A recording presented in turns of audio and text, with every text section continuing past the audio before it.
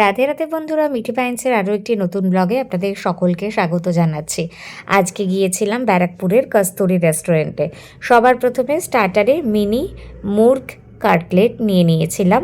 তারপরে যে থালিটা নিয়েছিলাম ছিল সাদা ভাত, তার সাথে ঝুরঝুরে আলু ভাজা, পিস ডাল মানে হচ্ছে ভেজ ডাল বলা যেতে পারে। তার সাথে ছিল হচ্ছে বেগুনিটা এটা আমি ফার্স্ট টাইম এখানে ট্রাই করলাম, বেশ দুর্দান্ত ছিল। আর সব খাবারই একদম গরম গরমই সার্ভ করা হয়েছিল। আর এরপরে আমি খেয়েছিলাম কচু পাতা দিয়ে চিংড়ি মাছ ছিল, দেখতেই পাচ্ছেন সাইজটা কীরকম রয়েছে। তারপরে ছিল হচ্ছে 4টে চিংড়ি মাছের মালাইকারি, মানে এটা হচ্ছে মিডিয়াম সাইজের। এটার গ্রেভিটা অসাধারণ সুন্দর ছিল, একদম মিষ্টি মিষ্টি ছিল। তারপরে ছিল হচ্ছে পোলাও, আর তার সাথে হচ্ছে মাটন, আলু দিয়ে মাটনের ঝোল, ছিল হচ্ছে পাঁপড় আর তার সাথে চাটনি, আর সবার পাতে লাস্টে ছিল হচ্ছে মিষ্টি দই। তো এই দিয়ে খাবার কমপ্লিট করেছিলাম। কেমন লাগলো অবশ্যই কমেন্ট করে জানাতে কিন্তু ভুলবেন না। আর আপনারা কী কী ব্লগ দেখতে চাইছেন অবশ্যই কমেন্ট করে জানাবেন। বাড়িতে আমি একটা ব্রেকফাস্ট এসে তৈরি করেছিলাম পরের দিন সকালবেলা। প্রথমে আমি বাটারের মধ্যে দিয়ে দিয়েছিলাম এই ব্রেডটাকে, একটু এদিক ওদিক করে নেওয়ার পরে দুধের মধ্যে সামান্য চিনি আর হচ্ছে আমুল দুধ দিয়ে দিয়েছিলাম। আমুল দুধটা ইচ্ছে করেই ভালো করে মিশিয়ে নিয়ে নিই যাতে এরকমই দেখতে লাগে। তার ওপর থেকে ছড়িয়ে কিছুটা ড্রাই ফ্রুটস দিয়ে দিয়েছিলাম। এইভাবে এটাকে ফ্রিজে রেখে দিয়েছিলাম। ফ্রিজ থেকে বের করে 2-3 ঘন্টা পরে সার্ভ করা হয়েছিল। কেমন লাগলো রেসিপিটা অবশ্যই কমেন্ট করে জানাতে কিন্তু ভুলবেন না।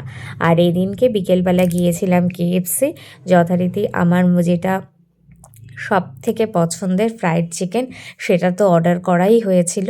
আর বাড়িতে বানিয়েছিলাম তার পরের দিন চাউমিন। ছোটোবেলায় স্কুলে যেরকম বাদাম দিয়ে আর ডিম ভাজা দিয়ে চাউমিন বানানো হতো কোনো মশলা ছাড়া, ঠিক সেইভাবেই বানানো হয়েছিল। একদিকে বাদামগুলো ভাজতে বসিয়ে দিয়েছি, অন্যদিকে হচ্ছে চাউমিনটাকে বসিয়ে দিয়েছি, এদিকে ডিমটাকে ভেজে নিয়েছি। বাদাম ভাজা হয়ে গেছে, ডিম ভাজা হয়ে গেছে, তার মধ্যে একটু সয়াবিন আর আলুও দিয়েছিলাম। ব্যাস চাউমিন একদম রেডি হয়ে গেছে।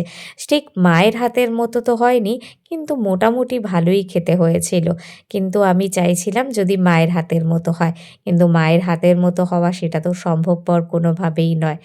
যাই হোক, একটা লাঞ্চ থালি আপনাদের সাথে শেয়ার করছি। এইরকম ভিডিওগুলো দেখতে আপনাদের কেমন লাগছে অবশ্যই কমেন্ট করে জানাতে কিন্তু ভুলবেন না। এই সম্পূর্ণ ভিডিওটাতে শুধুমাত্র আমি খাবার থালির আইটেমই সার্ভ করেছিলাম এবং সেইটা নিয়েই কিন্তু ভিডিওটা বানিয়েছি। যাদের যে রেসিপি দেখতে পছন্দ হয়েছে অবশ্যই কমেন্ট করে জানাবেন। আমি অবশ্যই আপনাদের সাথে শেয়ার করতে একদম ভুলবো না কিন্তু। তো এই লাঞ্চ থালিগুলো প্রত্যেক দিন কোনো না কোনো দিন আমি বানিয়েছিলাম। আর এই ছোটো মাছ যেটা আমার খেতে একদমই ভালো লাগে না, কিন্তু সেদিনকে খেয়ে দেখলাম সত্যি খুবই ভালো ছিল, টেস্টি। আর মোটামুটি আমি মাছের ঝোল যে রান্না করি সেটা সবসময় চেষ্টা করি কোনো না কোনো সবজির সাথে বানানোর, তাহলে সেই সবজিটাও খাওয়া হয়ে যায়। মাছের মাথাটা দেখে এত লোভ লাগছে এডিট করতে বসেও, কি আর বলবো।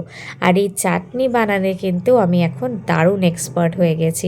ঠিক অনেকটা চাটনি এখন বিয়েবাড়ির মতোই বানাতে পারি। আমি একবার বাড়িতে ফ্রুট চাটনি বানানোর আমার খুব ইচ্ছে রয়েছে, দেখা যাক সেটা কোনোদিন সম্ভবপর হয় কি না। মানুষ তো কত কিছুই করে, দেখা যাক আমার পক্ষে সেটা সম্ভব হয় কি না। এই লাঞ্চ থালিগুলো দেখতে আপনাদের কেমন লাগছে অবশ্যই কমেন্ট করে জানাতে কিন্তু ভুলবেন না। আরেকদিন কস্তুরি রেস্টুরেন্ট থেকে অর্ডার দেওয়া হয়েছিল মায়ো ডিপ দিয়ে হচ্ছে ফিশ ব্যাটার ফ্রাই, আর তার সাথে হচ্ছে প্রন যে কাটলেট, সেটা 4টে প্রন কাটলেট ছিল, আর একটা ছিল হচ্ছে বাটার ফিশ ফ্রাই। দারুণ খেতে ছিল। আর এই দুটো পুতুল কিন্তু টেডি বিয়ার আমি কিনে এনেছিলাম। কেমন লাগছে অবশ্যই কমেন্ট করে জানাতে কিন্তু ভুলবেন না। আরেকদিন রান্না করেছিলাম ফ্রাইড রাইস, আর তার সাথে হচ্ছে চিকেন। ফ্রাইড রাইসটা এইবারে ফার্স্ট টাইম হচ্ছে ঝুরঝুরে মতোই হয়েছিল, কিন্তু পেঁয়াজটা একটু বেশি ভাজা হয়ে গিয়েছিল। যাই হোক, অবশ্যই এই মিনি ব্লগগুলো দেখতে থাকবেন। প্রচুর প্রচুর খাবারের আইটেম আপনারা দেখতে পারবেন। দেখে আশা করি আপনাদের খুবই ভালো লাগবে। আরেকদিন বানিয়েছিলাম চিকেন। চিকেন হলে আমার চিকেনের লেগ পিসই চাই, অন্য কিছু আমার ঠিক একটা পছন্দ হয় না। তো চিকেনের লেগ পিস সবসময় তো পাওয়া সম্ভবপর হয় না। আরেকদিন ব্রেকফাস্টের একটা থালি আপনাদের সাথে শেয়ার করছি।